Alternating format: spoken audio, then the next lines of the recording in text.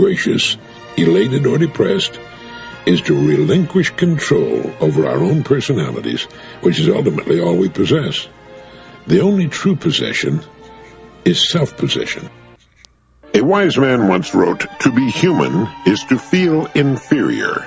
Did you know that there's probably not a human being alive who doesn't have feelings of inferiority? He or she may not be born with them, but such feelings are soon developed. Will Rogers said we're all ignorant only about different things, and it's also true that we are all inferior in different ways. The person with a healthy, happy attitude toward his or her world recognizes his or her inferiorities as a normal part of being human. The neurotic or unbalanced people hate themselves for their inferiorities. They feel they represent weaknesses and abnormalities when they really do nothing of the kind.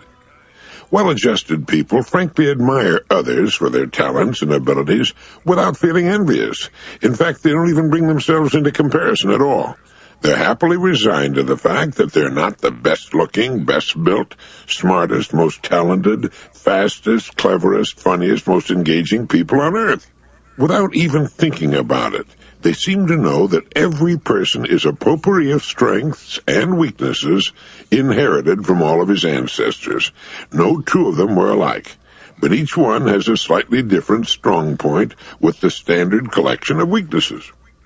If we have knobby knees or big feet or an off-kilter figure, or have to wear glasses or fail to cause people of the opposite sex to tear at our clothes as we walk down the street, or can't do complicated mathematical equations in our heads, we still represent that which we've been given.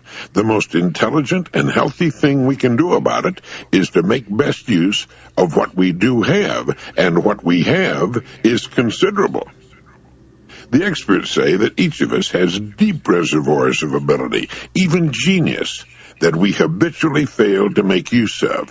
We fail to make use of our own private and individual talents because we're caught up in the absurd and impossible game of trying to be like other people who could no more be like us than we could be like them. We forget that other people feel inferior too.